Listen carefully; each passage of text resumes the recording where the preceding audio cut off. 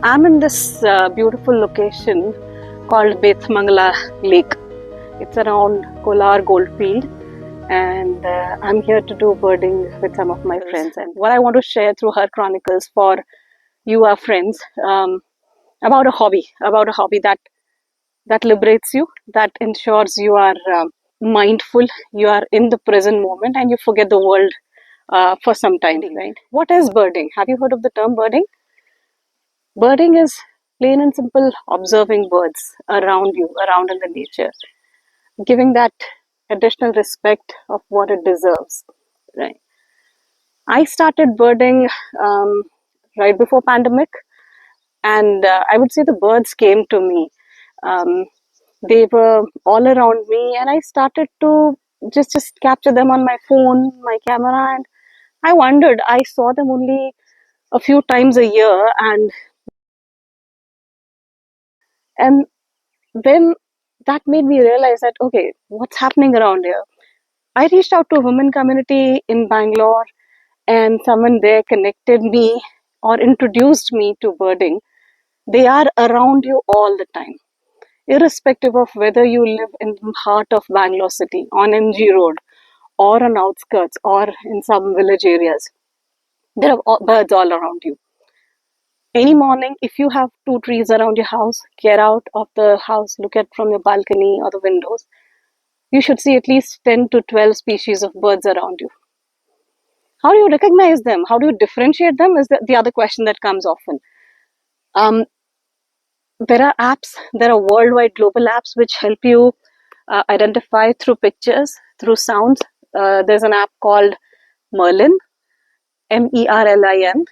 Then there's an app called eBird, which is a global platform to identify and record the presence of the birds. So, for example, the birds that I see in Mangala Lake here today, I will be recording them on eBird checklist, what is called a checklist, to ensure that people know that there are worldwide ornithologists know that there are birds here.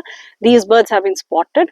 I record evidences of pictures, sounds, and yeah, it just ensures that conservation is better because that way there is a record and there is an effort globally to identify this place had certain birds last 5 years and now it's not come here. What is the reason? What is it? Global warming? Is it some human movements? Is it something to do with any local effect or some environmental factors? There are two kinds of birds that you see: migratory birds and non-migratory, and some of you may be aware of them. But from October month to roughly around March, there are birds which come down from the colder parts of Earth towards south. And you will see a lot more birds in this duration, not because it's winter here, but because it's warmer compared to the other parts of the world. Siberia, even Himalayas, top of Himalayas, you see birds coming to Bangalore and outskirts. If you want to get into birding, number one, start with your neighborhood. Observe first the birds around you, what birds you see, try to identify them. Second thing you can also do is visit these places outside Bangalore. Outskirts, may there are thousands of lake around Bangalore, and all of them have very, very rich habitat for birds, right? And all sorts of creatures as well. So you do that, and then if you find a little uncomfortable to come alone, there are major birding groups in Bangalore. 500 plus active members of these birders, and many of them do photography too. And you can accompany them. There are bird walks being conducted by some birders. I'm a junior. I'm a junior, yeah, then many senior folks. When do I do birding? Mornings between 6 to 9, yes, comfortable times. In fact, if you have large trees around your residences, canopies of these trees, you will see birds in around at afternoons as well. Put a water ball in your balconies or around your house, and you will see birds flocking in. Birds like sunbirds, white-cheeked barbets, manas. There are two types of manas in Bangalore city, very active: common mana, jungle mana. Doves, spotted doves. You will find shikras around your apartments, which are the smallest or the most urban predatory birds, or raptors as they are called. You will also find black kites, which are the big black birds hovering around all the times. These are all birds which are always around you: sunbirds, flower peckers, Maynas, bulbuls, they will come in your balconies as well. Then there are birds like the egrets, the ducks, spot-billed ducks, which are always around in Bangalore lakes through the year. There are cormorants, there are egrets. Um, some of them are flying around behind me, but not sure if the phone is able to capture it. Then there are storks. These are bigger birds. Those also you will find around Bangalore lakes through the year. Pelicans used to be very common in Bangalore. Now they are not so common. So those are the set of birds. In my apartments, and I have spotted some the world's fastest creatures. Yes, faster than cheetahs. Also, these are the peregrine falcons. Across different apartments in Bangalore, you will find them coming and staying in the apartment complexes during the winters. After March and first week of April, they all leave. We are missing them. I'm missing them now because I'm in May now. And many more birds will come around, different colorful wagtails. So many different species come around in Bangalore, more than 500 species roughly. Coastal areas, a lot many.